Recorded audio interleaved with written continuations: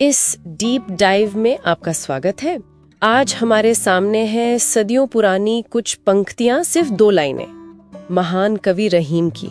और हमारा मिशन है इनमें जो गहरा ज्ञान छुपा है उसे समझना।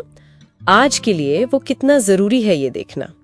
तो वो 2 पंक्तियां जिसे दोहा कहते हैं, मतलब एक छोटी कविता जिसमें बड़ा विचार होता है, वो ये है, रहीमन जो नर अपने क्रोध को जीत ले, सच्चा, मन में शांति रहे, जीवन सुखमय बने। पहली बार सुनने में तो सीधी लगती है ना? गुस्सा काबू करो, शांति मिलेगी और जीवन अच्छा बीतेगा। पर ये सच्चा होने से क्या मतलब है? गुस्सा जीतने वाला सच्चा कैसे हो गया? ये थोड़ा सोचने वाली बात है। बिल्कुल, और यही रहीम की असली बात छुपी है। सच्चा शब्द यहाँ सिर्फ मतलब सच बोलने वाला या ईमानदार वैसा नहीं है। ये इशारा कर रहा है आत्मस्वामित्व की तरफ, ऑथेंटिसिटी जिसे कहते हैं। रहीम कह रहे हैं कि जो इंसान अपनी एक बहुत प्रबल भावना यानी गुस्सा उसको जीत लेता है, वही अपने असली स्वरूप के करीब पहुंचता है, अपने सच्चे सेल्फ के पास। ये कोई बाहरी चीज नहीं, ये अंदर की जीत है। अच्छा, तो जीत ले मतलब सिर्फ दबाना नहीं, बल्कि उस पर विजय पाना, उसे कंट्रोल करना। ये तो एक एक्टिव स्ट्रगल जैसा लगता है। हाँ, आपने बिल्कुल सही पकड़ा। ये पैसिविटी नहीं है, ये सक्रिय रूप से महारत हासिल करना है, मास्टरी है। देखिए, क्रोध एक बहुत शक्तिशाली ऊर्जा है ना? उसे बस बिना सोचे समझे बाहर निकाल देना आसान है, लेकिन उसे समझना, उसे क्या कहते हैं, नियंत्रित करना और सही दिशा देना, वही असली चुनौती है, वही जीत है। और रहीम के हिसाब से यही जीत इंसान को सच्चा बनाती है, क्योंकि तब वो अपनी भावनाओं का गुलाम नहीं रहता, मालिक बनता है। और फिर आती है दूसरी पंक्ति, मन में शांति रहे, जीवन सुखमय बने। ये तो पहली वाली का सीधा नतीजा लगता है, जैसे कॉज एंड इफेक्ट। हाँ बिल्कुल, ये एक बहुत ही आप कह सकते हैं गहरा साइकोलॉजिकल ऑब्जर्वेशन है। जब क्रोध जैसी उथल पुथल मचाने वाली भावना कंट्रोल में होती है, तो मन अपने आप ही स्वाभाविक रूप से शांत होता है।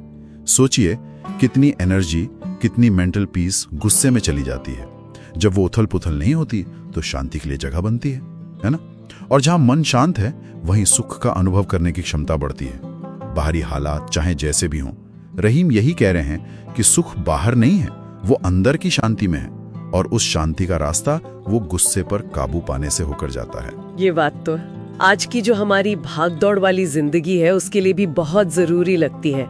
हम अक्सर बाहर खुशी ढूंढते रहते हैं, चीजों में, लोगों में, जबकि रहीम सदियों पहले कह गए कि असली चाबी तो अंदर है, अपने मन को साधने में, अपनी भावनाओं को।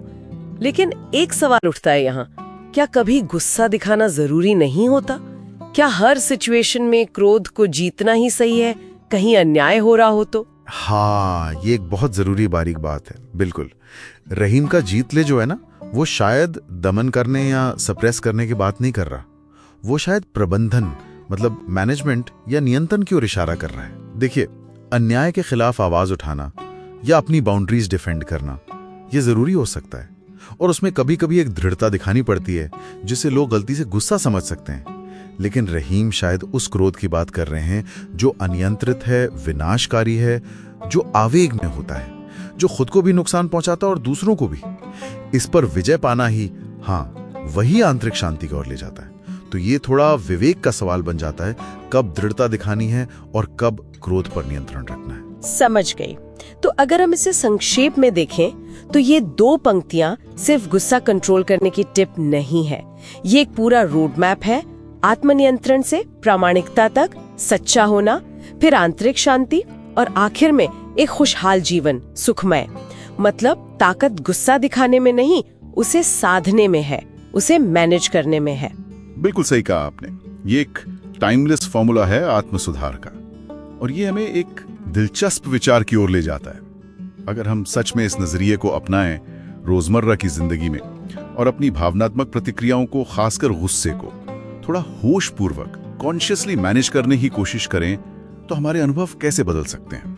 हमारे रिश्ते, हमारी मेंटल स्टेट, क्या वो जो छोटी छोटी झुंझलाहटें होती हैं वो कम होंगी? क्या मुश्किल बातचीत थोड़ी ज्यादा प्रोडक्टिव हो पाएगी? ये सिर्फ एक पुराना दोहा नहीं है, ये एक तरह से एक एक्टिव प्रैक्टिस का न्योता है।